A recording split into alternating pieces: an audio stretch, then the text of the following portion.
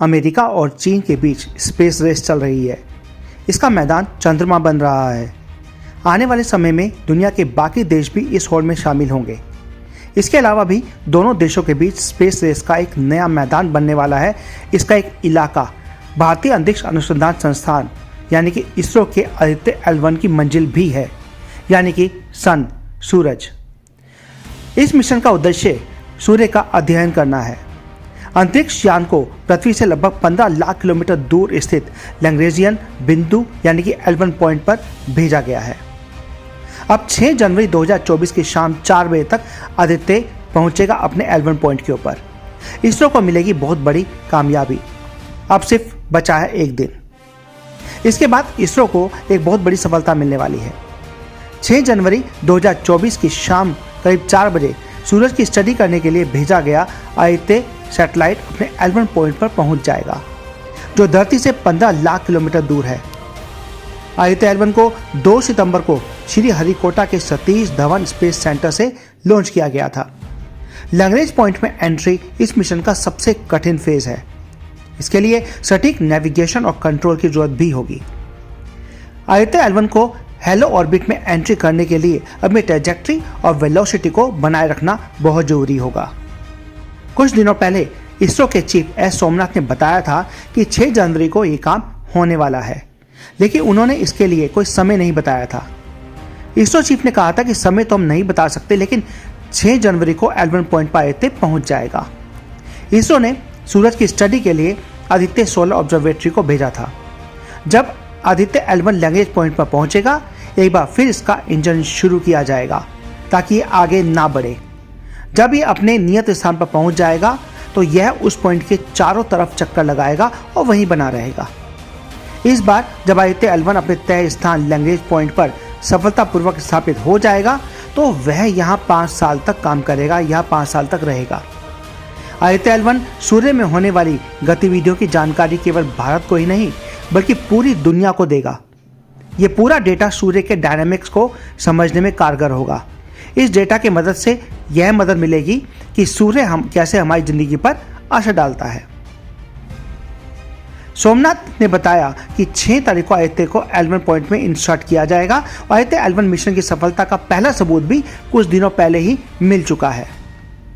इस सैटेलाइट के solar ultraviolet imaging telescope यानी कि सूट ने सूर्य की पहली बार फुल डिस्क तस्वीरें भी ली थी। ये सभी तस्वीरें 200 से 400 नैनोमीटर वेवलेंथ की थी, यानी आपको सूरज 11 अलग अलग रंगों में दिखाई देगा। इस पेलोड को 20 नवंबर 2023 को ऑन किया गया था। इस टेलीस्कोप ने सूरज के फोटोस्फीयर और क्रोमोस्फीयर की तस्वीरें भी ली हुई हैं। तो आखिर क्या है फोटोस्फीयर और क्रोमोस्फीयर? फोटोस्फीयर मतलब सूरज की सतह और क्रोमोस्फीयर यानी सूरज की सतह और बाहरी वायुमंडल कोरोना के बीच मौजूद होने वाली पतली सी परत। क्रोमोस्फीयर सूरज की सतह से 2000 किलोमीटर ऊपर तक होती है। इससे पहले सूरज की तस्वीर 6 दिसंबर 2023 को ली गई थी, लेकिन वह पहली लाइट साइंस इमेज थी। लेकिन इस बार फुल डिस्क इमेज ली गई है, यानी सूरज का जो हिस्सा पूरी तरीके से सामने है उसकी फोटो। इन तस्वीरों की मदद से वैज्ञानिक सूरज की स्टडी ढंग से कर पाएंगे। इसरो ने पहली बार high throughput X band frequency का इस्तेमाल किया है। तो चलिए जानते हैं कि इस तकनीक के बारे में और इसके काम करने के तरीके के बारे में भी जानेंगे। आखिर क्या है x band frequency? X band भी एक तरीके की फ्रीक्वेंसी बैंड ही है।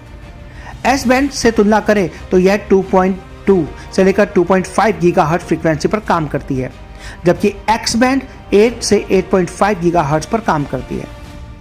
एक्स बैंड पृथ्वी के बाहर के मिशन के लिए संचार का सबसे सटीक बैंड है। यह वैश्विक मानकों पर भी खरा है। आसान शब्दों में कहें तो एक्स बैंड का उपयोग करने का सबसे बड़ा फायदा यह है कि इसकी मदद से दूर के सैटेलाइट के साथ कम्युनिकेशन करना आसान हो जाता है। तो अब बात करते हैं कि आखिर कैसे काम करेगा एक्स बैंड। एस बैंड और एक्स बैंड ऑटो ट्रैकिंग सुविधाओं से लैस है और नेटवर्क कंट्रोल केंद्र इन दोनों बैंड को कंट्रोल करता है। इसरो के अध्यक्ष एस सोमनाथ का कहना है कि हमने चंद्रयान 3 के साथ भी इसका उपयोग किया है। इसे ECIL यानी कि electronics corporation of India limited द्वारा विकसित किया गया है और यह बैंड बयालू के डीप स्पेस ट्रैकिंग एंटीना के साथ काम कर सकता है। दरअसल इसरो अपने नए मिशन के लिए इस तकनीक की टेस्टिंग कर रही है। इसरो ने ऐसे स्टेशन बनाने की रणनीति अपनाई है जो अन्य मिशनों जैसे रिमोट सेंसिंग, कम्युनिकेशन सैटेलाइट और कमर्शियल लॉन्चिंग के लिए बयालू एंटीना के अलावा इन दोनों बैंड्स का उपयोग किया जा सके। इसरो के पास 2 छोटे एंटीना हैं जो दोनों एस बैंड और एक्स बैंड में काम कर सकते हैं। नया infrastructure space PSU new space India limited यानी कि NSIL को इसका व्यवसायीकरण करने का अवसर भी प्रदान करेगा। तो आखिर क्या है लैग्रेंज पॉइंट और क्या होते हैं लैग्रेंज बिंदु? सबसे पहले यह जान लेते हैं कि लैग्रेंज बिंदु होते क्या हैं। यह नाम मैथमेटिशियन जोसेफी लुई लैरेंज के नाम पर दिया गया है। इन्होंने ही इन लैग्रेंज पॉइंट्स को खोजा था। ये बिंदु खगोलविद जोसेफ लुईस लैग्रेंज के नाम पर रखे गए थे। ऐसे बिंदु पृथ्वी और चंद्रमा के सिस्टम में भी हैं। पृथ्वी सूर्य का एक अंडाकार यानी कि इलिप्टिकल कक्षा में चक्कर लगाती है और यह कक्षा में कुछ बिंदु ऐसे हैं जहां दोनों के गुरुत्व यानी कि ग्रेविटी के बीच संतुलन बन जाता है, बैलेंस बन जाता है। यानी इन क्षेत्रों में दोनों के गुरुत्व एक दूसरे को कम कर देते हैं। इन्हीं जगहों को लैग्रेंज पॉइंट्स या लैग्रेंज बिंदु कहा जाता है। दरअसल पृथ्वी पर भी अपना गुरुत्वीय क्षेत्र होता है, अपना चुंबकीय क्षेत्र होता है और सूर्य का भी अपना चुंबकीय क्षेत्र है। ऐसे में जो भी यान इनकी कक्षा में जाता है तो वह इनके चुंबकीय क्षेत्र यानी कि मैग्नेटिक फील्ड के प्रभाव में आने के कारण के चारों ओर चक्कर लगाने लगता है। तो L1 वो पॉइंट होता है जो पृथ्वी और सूर्य के बीच की एक ऐसी कक्षा, ऐसा ऑर्बिट होता है जहां पर दोनों के ही मैग्नेटिक क्षेत्र यानी कि चुंबकीय क्षेत्र का प्रभाव 0 हो जाता है और वहां पर कोई भी यान स्थिर रह पाता है, अर्थात उसे चक्कर नहीं लगाने पड़ते। जब किसी 2 घूमते हुए स्पेस ऑब्जेक्ट्स के बीच ग्रेविटी का एक ऐसा पॉइंट आता है जहां पर कोई भी वस्तु या सैटेलाइट दोनों ग्रहों या तारों का गुरुत्वाकर्षण से बचा रहता है, इसे बोलचाल में L1 नाम से जाना जाता है। ऐसे 5 पॉइंट धरती और सूर्य के बीच हैं जहां सूर्य और पृथ्वी का गुरुत्वाकर्षण बल बैलेंस हो जाता है और सेंट्रीफ्यूगल फोर्स बन जाता है। इस फोर्स की वजह से कोई भी स्पेसक्राफ्ट एक जगह स्थिर रह सकता है। ऐसे में इस जगह पर अगर किसी ऑब्जेक्ट को रखा जाता है तो वह आसानी से उस पॉइंट के चारों तरफ चक्कर लगाना शुरू कर देता है। पहला लैग्रेंज पॉइंट धरती और सूर्य के बीच 15 लाख किलोमीटर की दूरी पर है। इस पॉइंट पर ग्रहण का प्रभाव भी नहीं पड़ता। इसके अलावा इस स्थान पर दिन और रात की साइकिल प्रभावित भी नहीं होती। यहाँ से सूर्य 7 दिन और 24 घंटे दिखाई पड़ता है।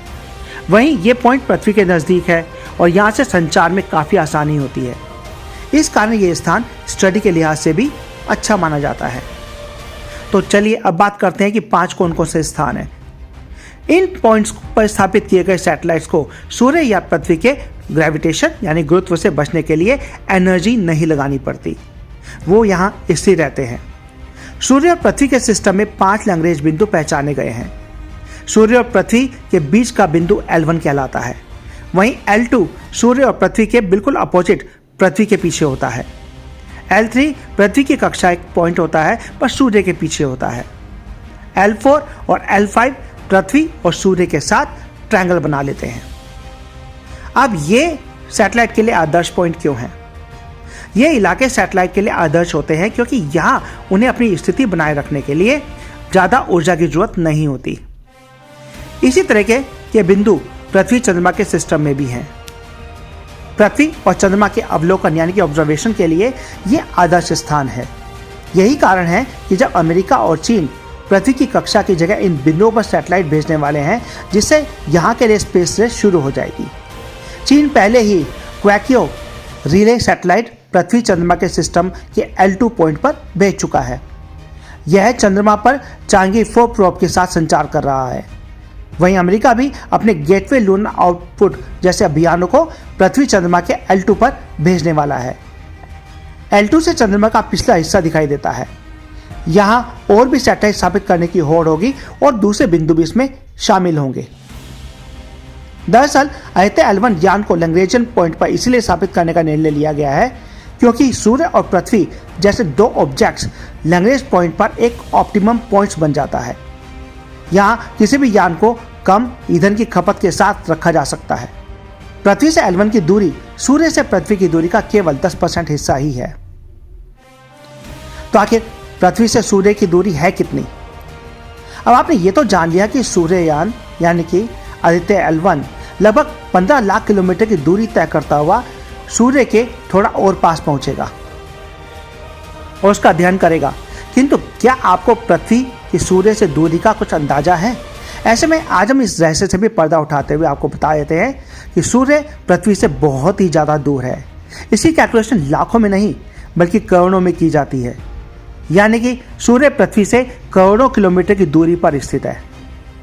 पृथ्वी की सूर्य से दूरी 15 करोड़ किलोमीटर है और इसी कारण हमने आपको यह पहले ही कहा कि अभी तो मनुष्य को बहुत ज़्यादा प्रोग्रेस उन्नति करनी है ताकि वह पृथ्वी से सूर्य तक की इतनी लंबी दूरी भी तय कर सके और सूर्य का टेम्परेचर सहन करने वाले यान भी बना सके। तो चलिए अब अपने असली उद्देश्य पर आते हैं कि आदित्य L1 है क्या। आदित्य L1 मिशन का उद्देश्य क्या है? आदित्य L1 भारत की पहली अंतरिक्ष आधारित ऑब्जर्वेटरी यानी कि स्पेस बेस्ड ऑब्जर्वेटरी है।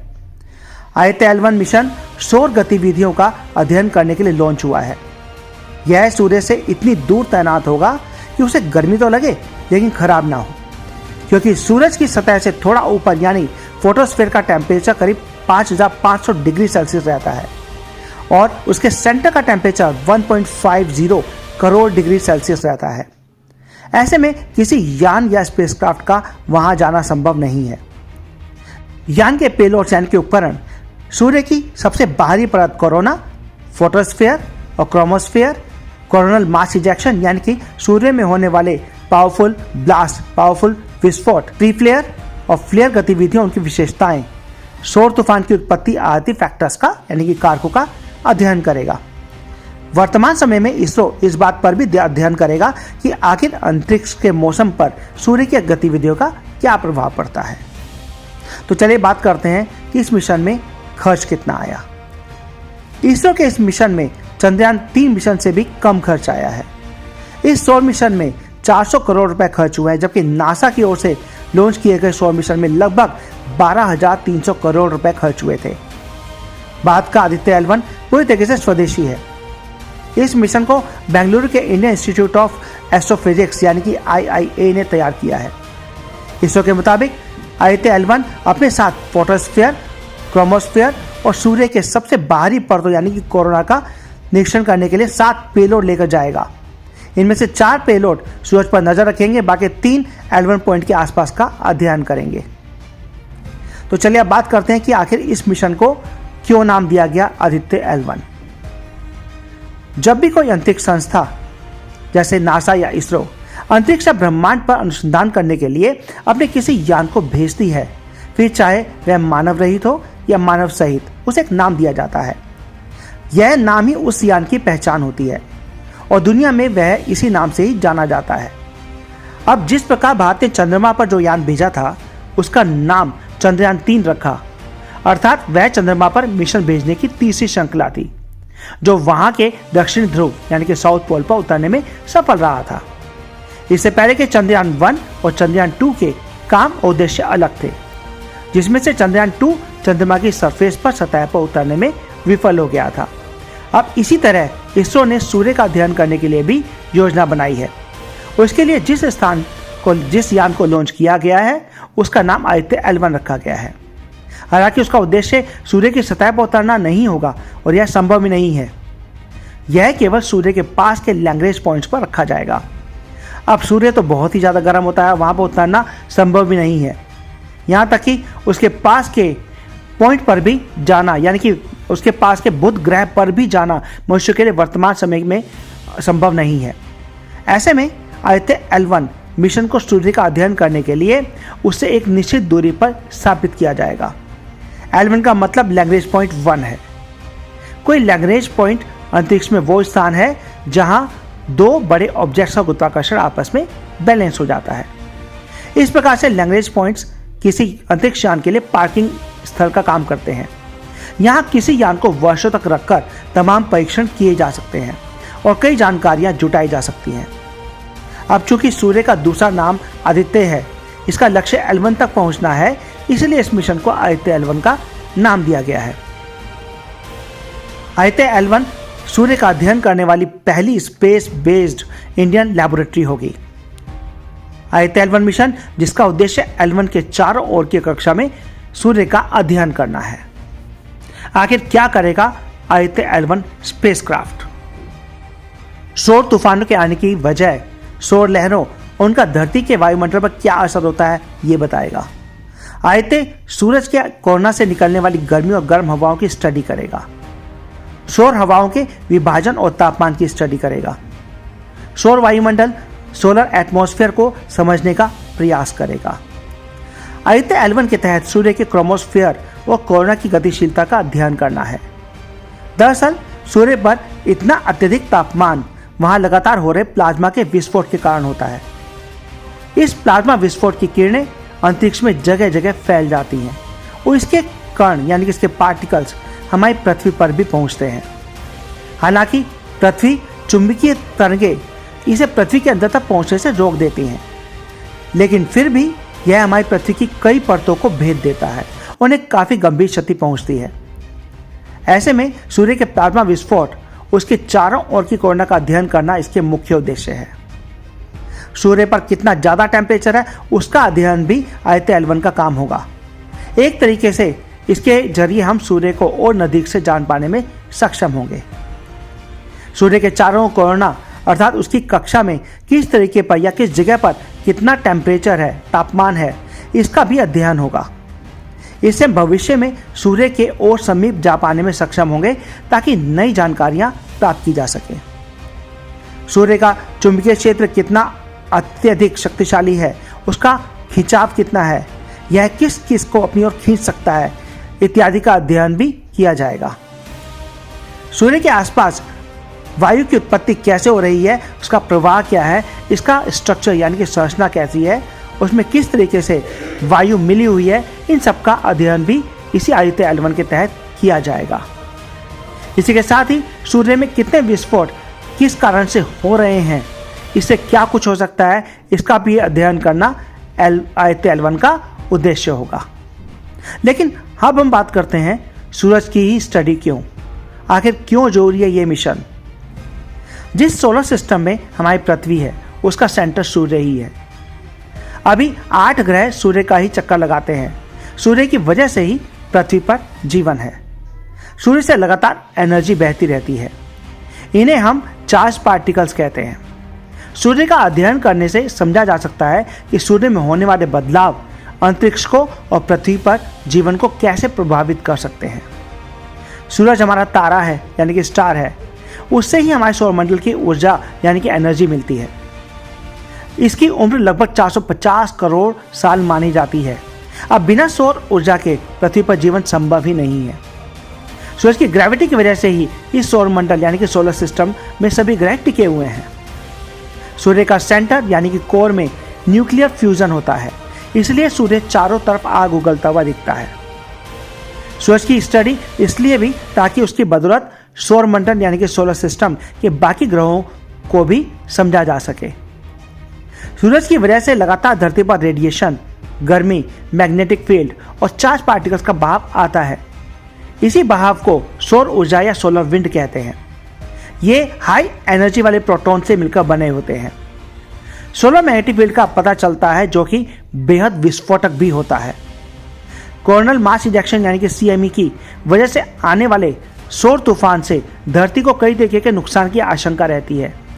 इसलिए अंतरिक्ष के मौसम को जानना जरूरी है।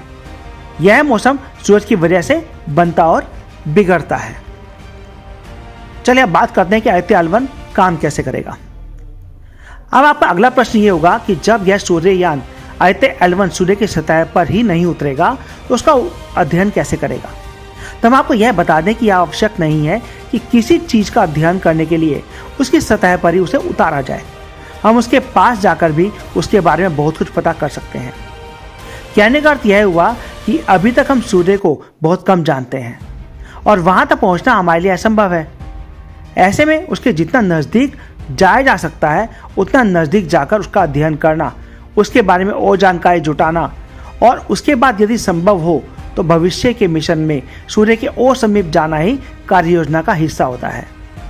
ऐसे में सूर्ययान यानी कि आदित्य L1 को 7 भागों में विभाजित किया गया है, यानी कि उसके अंदर 7 पेलोड्स डाले गए हैं, जो पृथ्वी से 15 लाख किलोमीटर दूर जाकर एक कक्षा में स्थापित हो जाएगा और वहां से वह 7 भागों में बंट जाएगा।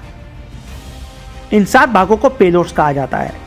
इनमें से 4 पेलोड्स अलग अलग जगह घूमकर अपना काम करेंगे, तो वहीं 3 पेलोड्स वहीं पर स्थिर होकर अपना काम कर रहे होंगे।